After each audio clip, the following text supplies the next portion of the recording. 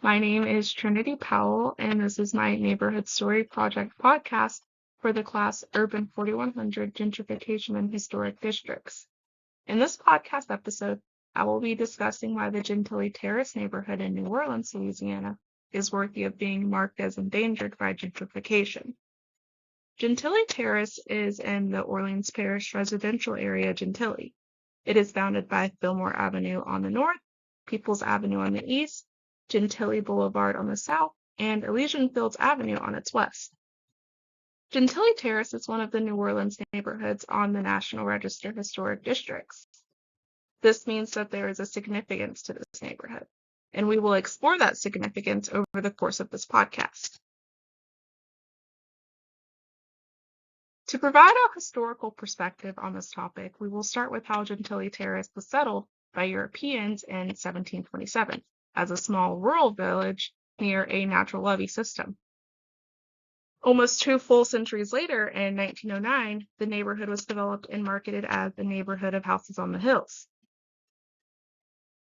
The man-made hills in Gentilly Terrace are a major reason why people were and still are attracted to the neighborhood.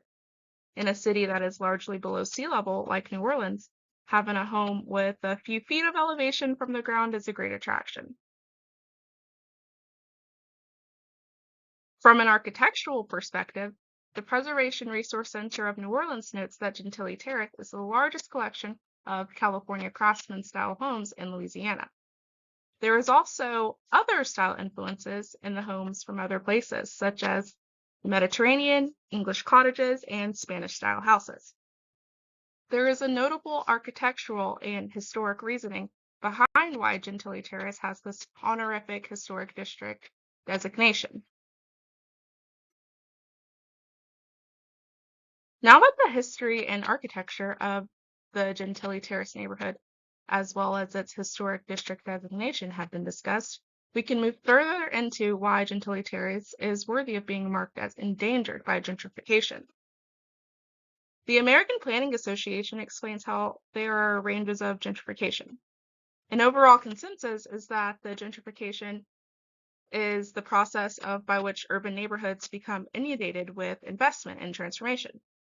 Some of these transformations can look like shifting demographics, higher earners, and property values often flood gentrified neighborhoods. There can be significant changes to the infrastructure. It can result in rising costs and displacement of long-term residents and overall create significant conflicts because of cultural, social, and/or economic reasons.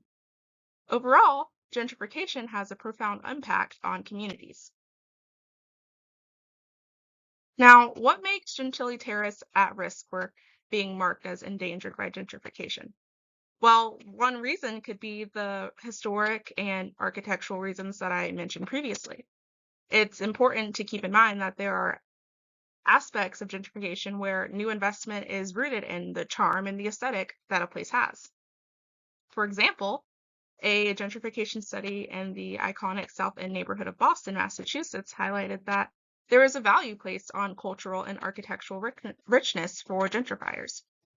The search for cultural richness could harm Gentilly Terrace because it can trigger people moving there because of the trendiness of the charm, but these would be people who are otherwise unappreciative, and they can end up contributing to the erasing of the very charm and history that they have moved to the area for, because they have no real value placed on the area themselves. Financial costs is another way to look at this because much of New Orleans is architecturally and culturally rich. This is why it's important to talk about how investment in a place can compare to other places. Looking at Gentilly Terrace, it has a lower price point than other iconic historically designated areas in New Orleans. Places like the French Quarter and the Garden District come to mind. A data study by the New Orleans Metropolitan Association of Realtors found that Lakeview and the French Quarter are at a more expensive price point for potential home buyers. What this means is people with too low of a budget for places like Lakeview and the French Quarter could look at Gentilly Terrace as a way to have the charm they're looking for at a lower price point. It would allow them to live in a place that encompasses the aspects of charm and aesthetic and affordability that people are looking for in New Orleans at a price that's better for them financially. And like I said before, more interest could drive up prices in Gentilly Terrace and could cause the displacement of long-term residents. In addition to the charm, historic designation, and price point that makes Gentilly Terrace at risk for being marked as endangered by gentrification, location plays a huge role as well. Location-wise, Gentilly Terrace is blocks away from Lake Pontchartrain lakefront. It's also in a close proximity to the Central Business District. It's minutes from City Park and other New Orleans attractions. It is also close to New Orleans universities like Dillard, Southern University at New Orleans, and the University of New Orleans. There is an additional conditional factor to why Gentilly Terrace may be at risk for gentrification, and it's because of the finances at these institutions whose campuses are near the neighborhood. One reason universities can put a neighborhood at risk for gentrification is because college campuses can be catalysts to gentrification by creating a demand for housing, shops, and restaurants. A study from the University of California at Riverside found that in some places, proximity to a university had a large impact on the price of homes.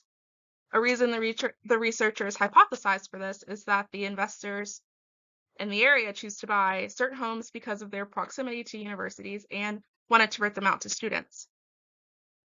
Back to UNO, these three universities, UNO, SUNO, and Dillard, have had a steady decline in students in the past few years. Significant moves to reinvest in these institutions have been made.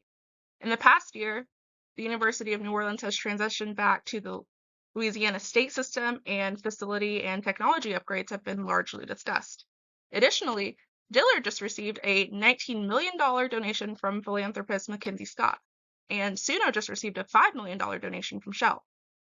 All of these investments could aid in the campus growth that these three universities are seeking simultaneously, and there could be an eventual impact on the Gentilly Terrace neighborhood that could lead to heavy gentrification.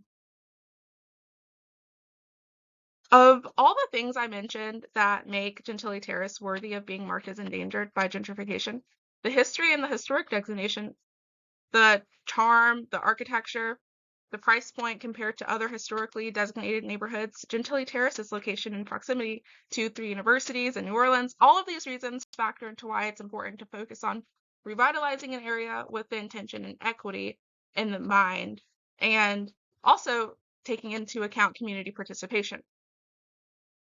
So that's the end of my podcast. Again, I'm Trinity Powell for Urban 4100 Gentrification Historic District, and I'm so grateful for you for listening. Until next time, bye.